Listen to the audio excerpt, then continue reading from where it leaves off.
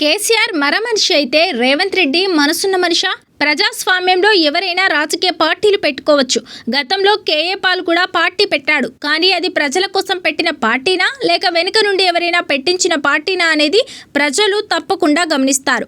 Party పెట్టిన వాళ్ళు కేంద్రంలో ఉన్న బీజేపీని, రాష్ట్రంలో ఉన్న కాంగ్రెస్ పార్టీని విమర్శించాలి. కానీ ప్రతిపక్షంలో ఉన్న బీఆర్ఎస్ పార్టీ పైన విమర్శలు చేస్తున్నారంటేనే ఆ పార్టీ పెట్టిన ఉద్దేశం అర్థం చేసుకోవచ్చు.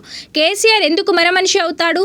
తెలంగాణ తెచ్చినందుకు అవుతాడా? లేక తెచ్చిన తెలంగాణను దేశంలోనే అగ్రగామిగా తీర్చిదిద్దినందుకు, ప్రజలను కన్న బిడ్డలుగా చూసుకున్నందుకు మరమనిషి అవుతాడా?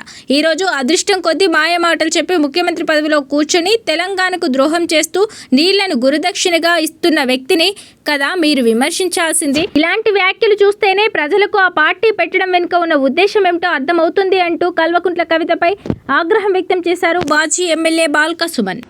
అన్నిటికన్నా ముఖ్యంగా కేసీఆర్ గారిని మరమనిషి మాట్లాడినటువంటి వాళ్ళకి నేను గుర్తు చేస్తాను. కేసీఆర్ ఎట్లా మరమనిషి అవుతాడు? 70 లక్షల పైచిలకు రైతుల కుటుంబాలకు 73,000 కోట్లు రైతు బంధు రూపంలో లేచినందుకు కేసీఆర్ మరమనిషి అవుతారా? 15 లక్షల ఆడబిడ్డల పెళ్లిళ్ళు చేసి కళ్యాణ లక్ష్మి కింద ₹1,00,000 ఇచ్చినందుకు కేసీఆర్ మరమనిషి అవుతారా? 15 లక్షల గర్భిణీ స్త్రీలకు కేసీఆర్ కిట్ ఇచ్చి ఒక అన్నలాగా వాళ్ళని ఆదుకున్నందుకు కేసీఆర్ మరమనిషి అవుతారా?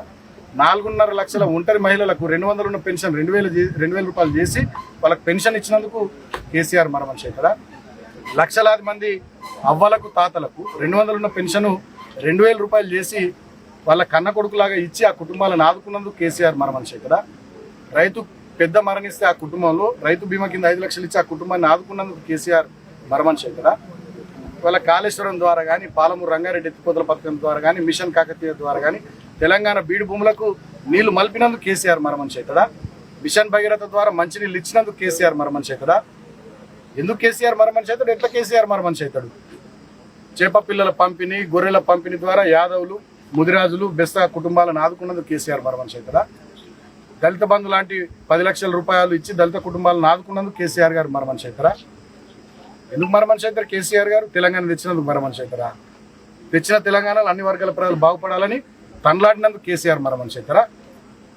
తెలంగాణ ఉద్యమంతోనే సంబంధం లేనటువంటి వ్యక్తి ఇవాళ తెలంగాణ రాష్ట్రానికి ముఖ్యమంత్రి గద్దె మీద కూర్చొని మొత్తం భూములు బుక్క పెట్టుకుంటా, తెలంగాణ నీళ్ళని వాళ్ళ గురువు చంద్రబాబు కోసం ఆంధ్రకు మలుపుకుంటా, తెలంగాణ మీద పెత్తనం చేసుకుంటా, తెలంగాణలో విపరీతమైనటువంటి అవినీతి చేసుకుంటూ, తెలంగాణ రైతులకు రైతు బంధు ఇవ్వకున్నా, తెలంగాణ మహిళలకు ఇచ్చినటువంటి 2,500 మాట మహాలక్ష్మి కింద అది ఇవ్వకున్నా, అదేవిధంగా నిరుద్యోగులకు ఇస్తామన్న నిరుద్యోగ భృతి ఇవ్వకున్నా, తర్వాత 2 లక్షల ఉద్యోగాలు ఇస్తామని నిరుద్యోగులకు అవి ఇవ్వకున్నా, 2 లక్షల రుణమాఫీ చేస్తామని అది చేయకున్నా, రైతు భరోసా కింద 15,000 ఇస్తామన్న అవి ఇవ్వకున్నా, అంటే ఏ ఒక్క వర్గానికి తెలంగాణలో ఏం చేయని ముఖ్యమంత్రి రేవంత్ రెడ్డి ఏమో హృదయం ఉన్న మనిషి అవుతాడు. తెలంగాణ కోసం చావు నోట్లో తలబెట్టి తెలంగాణను తెచ్చిన కేసీఆర్ మరమనిషి అవుతాడా?